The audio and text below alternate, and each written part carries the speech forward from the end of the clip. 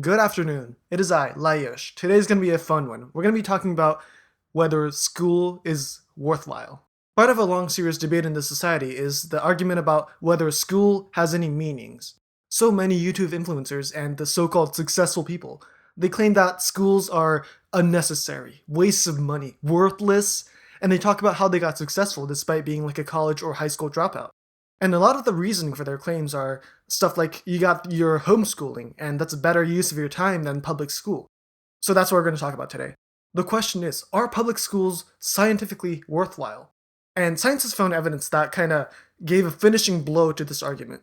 Scientifically, it's pretty confidently concluded that you have to go to school because it's worthwhile. And like always, I'm going to support this with scientific evidence. In this channel, I talk about these interesting scientific and psychological information by implementing data from scholarly studies. So if you're interested in hearing more from me, then please click the subs and enjoy the video. Alright, let's go. So before we dig in, I gotta put this out. I'm not saying that students who are bullied needs to be forced to go to public school. I've experienced school bullying myself, and it wasn't fun at all, and I'm sure it wasn't fun for any of you who've experienced bullying as well. But that doesn't mean that you should jump to conclusion that, oh, public school isn't for me. And right now I'm kind of speaking to the parents, but if your child is experiencing bullying, there's a number of things you can do. For example, you can change schools, or you can move to another city. Or if your child feels like they're not going well with the system of the school in that country, you can move to another country. And I can hear a lot of people saying, well, we don't have that kind of money. We don't have that kind of luxury to move to another city or a country. And this is kind of like a personal opinion of mine, but if you actually care about your child and have good faith towards them, then that's kind of your job as a parent, to put your child in a good environment. That's kind of the whole point of being a parent and a guardian. What I'm saying is that if your child is having trouble within the school, you have all those options, but at the very least, put them in an environment that allows them to go to school. For example, the first study that I'm going to talk about is a study done at the University of Edinburgh, and the study talks about how much school education improves intelligence, essentially your IQ. What's pretty cool about this study is that it observes a total of 42 different datasets involving over 600,000 participants. I have to admit, that's a lot of participants. And I gotta say that if you genuinely think your personal opinion or whatever is superior to over 600,000 different samples, then I gotta say, you're kind of stupid. But anyway, so this study is something we call the meta-analysis. A meta-analysis is basically an analysis of analysis. So it basically combines multiple analysis and studies and put them as one big study. So the stuff that's proven in the meta-analysis is scientifically a highly, highly credible source. Essentially, it's way more convincing than this one influencer telling you that school is bad. So, yeah. The meta-analysis did basically 3 different studies. One of them, they took the participants and made them take an IQ test during their adolescent years and midlife years respectively. And they did this to see if the number of increase in the years of public schooling contributed to their increase in intelligence. So they wanted to see whether the more years you spend in school, the smarter you get. The results showed that the people who had a higher number of years in public schooling, essentially for every 1 year of increase in public school education, these people had a higher IQ in their midlife within the range of about 1 to 5 standard IQ points. And you might think that this is not a big number, but you gotta know that IQ points are very difficult to increase. It can decrease very easily, but it's really hard to increase. So the range of 1 to 5 increase is really significant. And some people might ask, well, why is IQ so important? Doesn't that just mean that you're smart? Well, IQ is one of the useful measures to calculate the wealth of people's lives. And because public school is proven to be one of the big contributors to the increase of IQ, the study concludes that you should stay in school. And at this point, you might have another question in mind. Is the IQ increasing because people go to school for a longer time? Or do people go to school for a longer time because they have a higher IQ? Does your IQ increase because you go to school for a longer time? Or are the people who go to school for a longer time already smart? To answer this question, the second part of the study measured the baseline IQ of children before enrolling in school. So before they get any influence from school. And the result was still the same. People who spend more time in public school showed a greater increase in their IQ points. So the conclusion is still the same. School is very important for IQ development. Another interesting thing is that the IQ boost caused by public school has a very long-lasting effect, which lasts to the 8th and 9th decades of your life. So the effect of their increase within the range of 1 to 5 IQ points that you had in school, it lasts till the very, very end of your life. So it might be safe to state that the IQ boost caused by public school has one of, if not the one most significant effect during your lifetime. Well, what exactly is the direct contributor in public school that allows an increase in their intelligence, right? Because so many people say that 90% of the stuff you learn in school is allegedly meaningless. Well, first of all, basic learning and attaining information is important because learning itself is the cause of increase in IQ. And second, kids and teenagers can't distinguish which part of school education is meaningful and which is not. So just because there are aspects of school education that are not useful in real life, for example, naming specific battles that happened during the Civil War, I don't know, that's kind of useless. That doesn't mean it's a good idea to not go to school at all. And I just want to put this out to people who say, well, life is not about IQ, it's about living a worthwhile life with adventures. Well, I would say that it'll never hurt to have a higher IQ. Another study found that having a higher IQ leads to a longer lifespan. This data is collected from the Scottish Council for Research in Education, which collected 87,498 children. The study found that having a 15-point increase in IQ leads to about 21% chance of living a longer life, longer than 76 years. And the reason is because having a higher IQ leads to wealth. And I don't mean this in just economic wealth, but also in emotional and intellectual wealth. If you have a higher IQ, it'll lead to success in business or in work. If you succeed in business or work, you're going to be economically wealthy. If you're economically wealthy, you get to have choices. Choice to have better medication, choice to move around in life in the way that you want.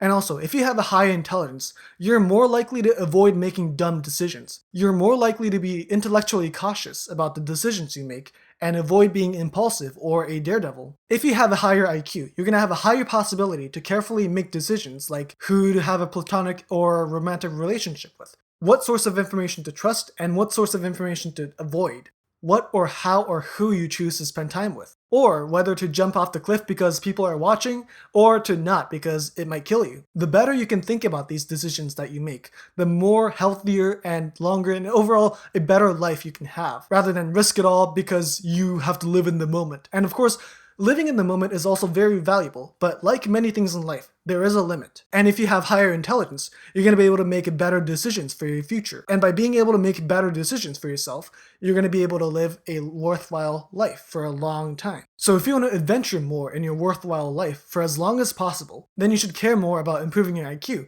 and you can improve it by going to school for a longer time. And that's where the conclusion lands on. Well, I don't plan on living that long. I don't want to get ugly and wrinkly. Well, I got more. Another study proved that having a higher IQ in adolescence leads to a younger subjective age when you get old. So you're going to look young when you get old. This part of the study used a 50-year longitudinal data from what's called the Wisconsin Longitudinal Study.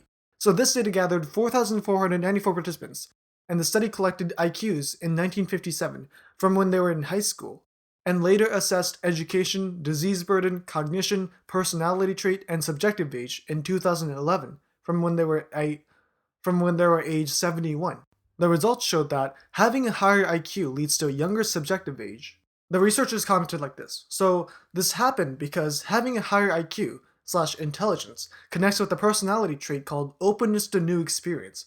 Openness to new experience is one of the personality trait that's included in the Big 5 personality trait. The Big 5 personality trait is one of the, if not the most reliable source of information when it comes to personality trait, and openness to new experience is included in one of them. This trait measures how successful you can be when it comes to adapting to new situation, taking a new environment, and detaching yourself from old or potentially wrong ideas or concepts. Younger people, as you can imagine, tend to have a higher measure when it comes to this trait compared with older people, and this is kind of self-explanatory. Younger people lacks in experience compared with older people, so they're able to take in new information or new ideas fairly quickly. As you age, your foundation in life starts to solidify gradually. And this is good, except it also means that your ideas in life starts to become more conservative. And if this gets unchecked, you're going to be one of those ignorant and stubborn grandmas and grandpas who won't be able to adapt to the changing world. Anyways, I got a little off tangent. Where was I? Okay, so what I'm trying to say is that because intelligent people have more mental capacity to take in new stuff, their mentality slows down in deterioration. And this causes them to feel younger than their less intelligent counterparts. What I just said sounded like magic, or it sounded like the law of attraction, but there's a trick to it. So, if you feel youthful, it'll lead to you kind of pretty much automatically taking in new information. You're going to be able to say, oh, what I believed up till now is kind of wrong. Okay, I'll adapt to the new thing. You're going to be able to do this if you're intelligent, which leads to you taking action to physically and mentally take care of yourself. For example, you might start getting interested in fitness or studying and taking in new information to protect yourself from illnesses like dementia. Being able to adapt to the changing reality not only means that you're going to be mentally youthful, but you're going to also be physically youthful because you're going to be able to take care of yourself and your body slows down in aging. And that'll lead to you becoming physically youthful even when you get old. I know I'm repeating myself, but this is my point. If you want to be successful and live a worthwhile and healthy and youthful life for a long time, then you must improve your IQ. And to do that, your number one option is to go to school. So to the parents or the influencers or whatever, scientifically, the claim you don't have to go to school is an incorrect statement. But then again, it's really up to your preference, so I can't really force you to do anything, but if you still think school is worthless and a complete garbage, then please write a paper and give it to me. You know where to send it. Oh, by the way, I don't accept personal experience, so yeah, consider that as well. And so, yeah, and that's that. I've never been a parent myself, so from the standpoint of experience, I may be lacking in something. But scientifically, if you don't send your child to school, then they're gonna have a tough future ahead of them, and they're gonna blame it all on you. Oh, yeah, and one more thing about parenting. So, a lot of the methods parents think are necessary in order to give the child a great future, a lot of them are pretty misguided. For example, teaching kids how to have grit or self control or teamwork or teaching them how to be an extrovert. These things are not the parents' job to provide because, surprisingly, there are not a lot of things parents can do to a child because what they think they need to provide, the environment that surrounds the child can give it by a far more and better amount. I just spent the whole video talking about giving them the environment of being at a public school is so important, and taking that away leads to a dark future. So, what can you do? You want your child to have a great future, and as a parent, what's your role in it? The answer is written on today's book recommendation, Helping Children Succeed by Paul Tough. What kind of environment, both domestic and otherwise, do parents need to give to the child? What kind of qualities does the child need to have in order to be successful? This book uses psychology and neuroscience in order to provide us with a new strategy on successful childcare. If you are a parent or planning to be one, or just for fun, I highly recommend this book. You should give it a read. And with that, I'll see you in the next video.